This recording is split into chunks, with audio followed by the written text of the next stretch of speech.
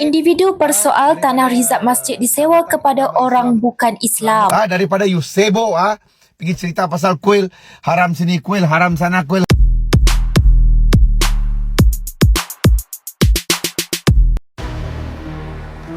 Seorang individu meluahkan rasa tidak puas hati kepada aktivis bernama Tamim Dahri kerana lantang bersuara dalam isu kuil haram. Dia sebaliknya meminta aktivis tersebut agar tidak mencampuri urusan hal agama lain dan mendakwa banyak tanah rizab masjid dibiarkan menjadi semak serta tidak dibangunkan.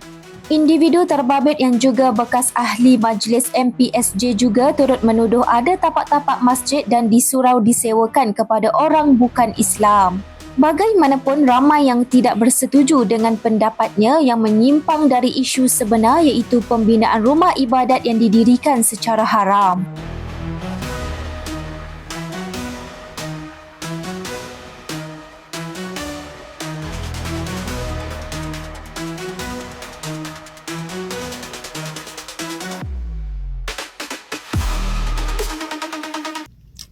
You see, saya tengok ini orang, dia tak ada kerja lain. Tamim Dahri.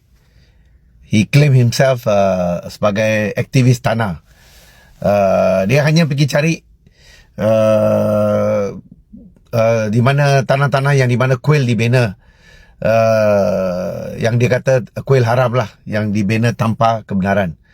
Sebelum ni saya sudah buat video, saya dah bagi penjelasan kenapa diorang terpaksa bina macam tu. And then dia masih tak erti bahasa Melayu lah.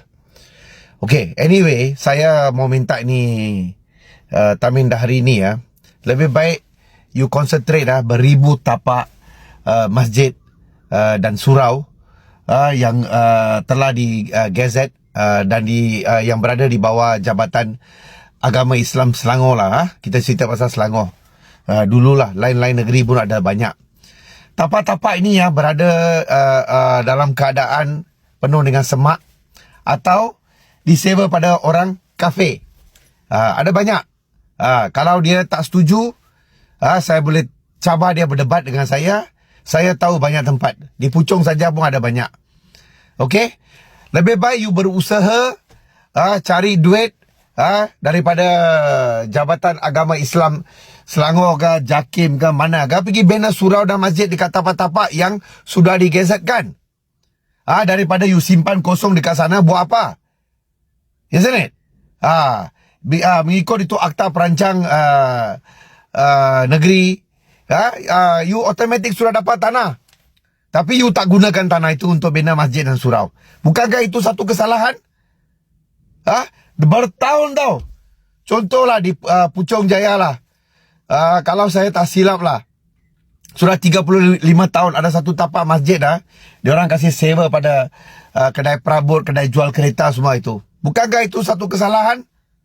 Walaupun you boleh tukar dia punya KM ke apa ke, kebenaran merancang sementara, tapi tanah itu direservekan untuk bina masjid.